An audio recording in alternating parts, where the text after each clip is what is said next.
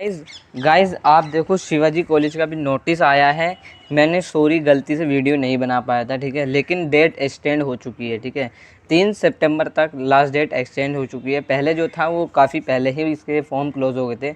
जब मैंने देखा तो मैं ध्यान नहीं दे पाया था, ठीक है, लेकिन अब लास्ट डेट एक्सटेंड हो चुकी है सर्टिफिकेट कोर्सेज़ के लिए जर्मन एंड क्या नाम है Spanish German and French language, ठीक है। यहाँ देखो आपको शो हो रहा होगा, देखो it is notify admission of certificate courses in German and French language course has been last date extend till देखो 3 सितंबर, ठीक है। 3 सितंबर तक आप अप्लाई कर सकते हो। मिनिमम एलिजिबिलिटी क्या है, 55% मार्क्स होने चाहिए and above in English at the senior. देखो आपकी 12th क्लास में 55% से अबव होनी चाहिए इंग्लिश सब्जेक्ट में, तभी आप अप्लाई कर पाओगे। The course is open to bona fide Indian students satisfying the eligibility criteria. However, student of Shivaji given preference during screening, ठीक है।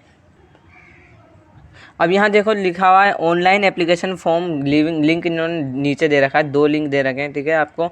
तो दोनों में से आप किसी पे भी क्लिक कर सकते हो, मतलब जिस लैंग्वेज में अप्लाई करना है। अगर आपको जर्मन में अप्लाई करना है तो ऊपर वाला लिंक है, फ्रेंच में अप्लाई करना है तो नीचे वाला लिंक है, ठीक है। वेबसाइट का लिंक जो है आपको कैसे पता चलेगा, देखो वेबसाइट आप डायरेक्टली गूगल पे शिवाजी कॉलेज सर्च करोगे, www.shivaji सर्च करोगे, आपको मिल जाएगी पहली वेबसाइट, ठीक है। अभी मैं बता भी दूंगा कैसे नोटिस डाउनलोड करना है। देखो लास्ट डेट जो है वो 3 सितंबर तक है। यहाँ लिखा हुआ है 3 सितंबर 2022। डिस्प्ले ऑफ एडमिशन लिस्ट, यानी जो एडमिशन की लिस्ट आएगी वो 5 सितंबर को आएगी 2022, यानी 5 तारीख को, 3 तारीख को एडमिशन आपके क्लोज हो जाए 3 तारीख को आपके रजिस्ट्रेशन क्लोज हो जाएंगे और 5 सितंबर को आपकी लिस्ट आ जाएगी, ठीक है। और ये नोटिस आपके क्या नाम है वेबसाइट पर आएगा, मैं इन्फॉर्म भी कर दूँगा कैसे अप्लाई करना है। पेमेंट ऑफ फीस कितनी है, देखो 3 सितंबर से लेकर 7 सितंबर थ्रू पेटीएम से होगी, ठीक है। अब कोर्स की फ़ीस क्या है, कोर्स की फ़ी जो है 15,000 ओनली, ठीक है, फॉर 2 सेमेस्टर इन, हाँ। और देखो यहाँ पे लिखा है इन्होंने, यानी 1 साल की जो फ़ीस है, यानी 2 सेमेस्टर की जो फ़ीस है वो 15,000 रुपये, और the fee is non refundable. आपकी फ़ी वापस नहीं होगी अगर आपने पेमेंट कर दी तो, ठीक है। फ़ी पेमेंट ऑनलाइन थ्रू पेटीएम के थ्रू होगी, ठीक है।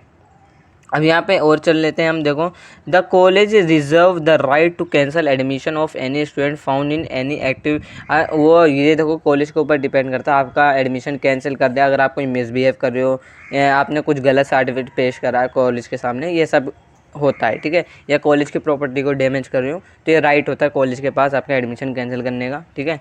और यहाँ दूसरा जो लिखा हुआ है, if the number of student admitted to the course is not sufficient enough to start a batch, the college shall refund full fee of the student। अब देखो यहाँ पे नॉन रिफंडेबल फ़ीस है 15,000 रुपये अगर आपने एडमिशन ले लिया, लेकिन बाई चांस अब मान लो इस कॉलेज में इस कोर्स में सिर्फ 50 बच्चों के एडमिशन लेने हैं, लेकिन 50 बच्चे नहीं आ पा रहे हैं, तो ये कॉलेज को राइट होता है कि वो इस कोर्स को डिसकंटिन्यू कर दे। भाई वो 15 बच्चे क्यों पढ़ाएगा कॉलेज, ठीक है, अपनी फैकल्टी लगाएगा, अपनी सीट्स फिल करेगा, ठीक है, बहुत सी चीज़ें होती हैं, तो वो आपको पैसे वापस कर देगा। लेकिन ऐसा नहीं होता, ये मतलब एक तरीके से इन्होंने बता दिया है, मतलब आपको इन्फॉर्म कर दिया है। अगर ऐसा कोई रीज़न होता है तो डिसकंटिन्यू हो सकता है ये कोर्स, ठीक है, ताकि आप कोई चैलेंज ना कर सकें क्या नाम है शिवाजी कॉलेज को, ठीक है, ये इसलिए होता है।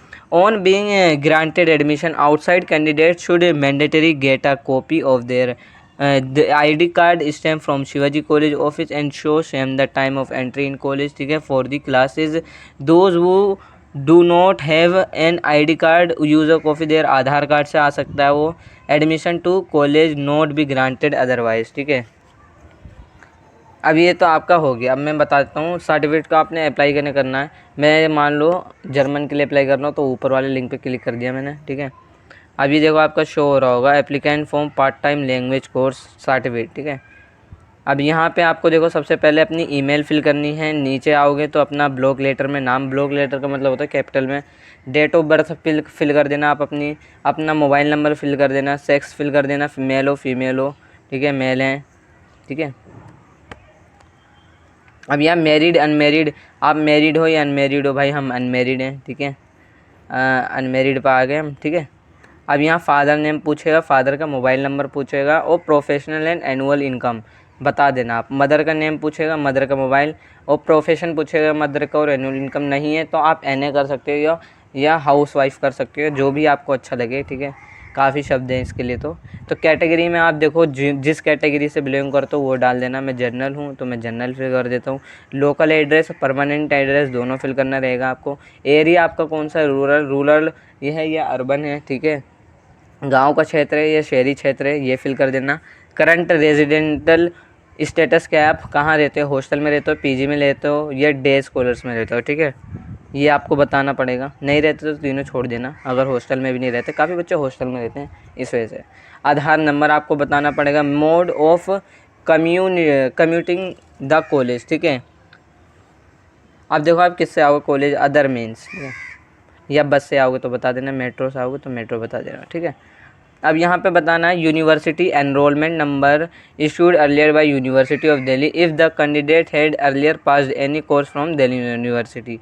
अब देखो अगर आप क्या नाम है DU में हो तो आपको यूनिवर्सिटी एनरोलमेंट नंबर मिलता है तो आप फिल कर देना, अदरवाइज़ कोई कंपलसरी नहीं है। नेम ऑफ स्कूल 12 का फिल करना, आप अपना फिल करना, आप रोल नंबर फिल कर देना 12 का। ईयर ऑफ पासिंग आपका पास हुआ है। मदर टंग आपकी क्या है, हिंदी है, इंग्लिश है या जो भी है ना। स्टेट ऑफ डोमिसाइल फिल कर देना, आप कहाँ रहते हो, स्टेट कौन सा स्टेट है, दिल्ली है। और बोर्ड अपना फिल करना, ठीक है, यहाँ पे ये लिखा हुआ है, ये देखो लिखा हुआ है बोर्ड यूनिवर्सिटी विच पास, आप कहाँ से पास आउट हो, ठीक है, तो यहाँ अपना फिल कर देना। मैं CBSE से पास आउट था तो CBSE फिल कर दूँगा।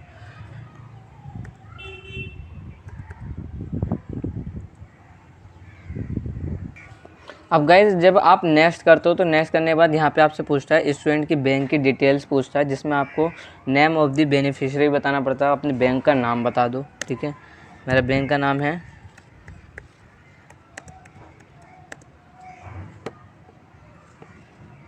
ठीक है, अब मेरा बैंक का नाम है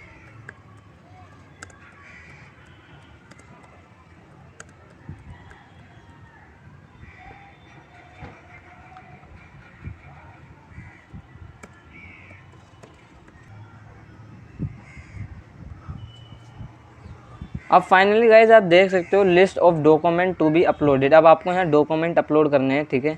अब यहाँ देखो डॉक्यूमेंट आपको अपलोड करने हैं, डेट ऑफ बर्थ अपलोड करनी है, यानी 10th क्लास की सर्टिफिकेट अपलोड करना है, या मार्कशीट अपलोड कर सकते हो, सर्टिफिकेट आपको मिलता है, ठीक है, सबको सर्टिफिकेट मिलता है, वो अपलोड करना।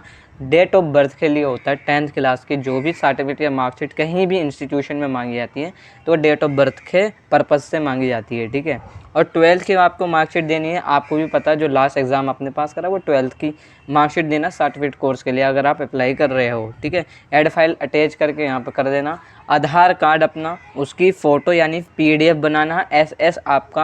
आप क्या करोगे, क्या नाम है यार, फ़ोटो निकाल के आप डायरेक्टली अपलोड मत करना, उसके PDF बना लेना। PDF आप बहुत सारे ऐप हैं, ठीक है, किसी भी ऐप का इस्तेमाल कर सकते हो PDF बनाने का। आपको एक फ़ोटोग्राफ चाहिए लेटेस्ट, आप अपनी एक फ़ोटो अपनी लेटेस्ट होनी चाहिए, ऐसे नहीं है काफ़ी साल पुरानी हो, ठीक है, अभी नई फ़ोटो ले लेना आप अपनी, ठीक है। और सिग्नेचर आपके होने चाहिए। ये आपको सबमिट कर देना, यहाँ पे सबमिट पे क्लिक करके फाइनल आपका सबमिट हो जाएगा पूरी तरीके से, ठीक है। इसका ये हो गया आप लोगों का, मैंने आप लोगों को बता दिया कैसे करना है। यहाँ पे कोई रजिस्ट्रेशन के चार्जेस नहीं है, किसी तरह का कोई रजिस्ट्रेशन चार्ज नहीं है। देखो मैंने आपको पूरा फॉर्म फिलअप करके बता दिया, कहीं फ़ीस नहीं मांगी गई है। एनुअल फ़ी आपसे 15,000 यानी 15,000 आपसे मांगी जाएगी। कब, जब आपका एडमिशन लिस्ट में नाम आ जाएगा, कट ऑफ में नाम आ जाएगा, ठीक है। कोई दिक्कत आ रही है, किसी तरह के कोई भी डाउट है, आप इंस्टाग्राम पे मैसेज करना।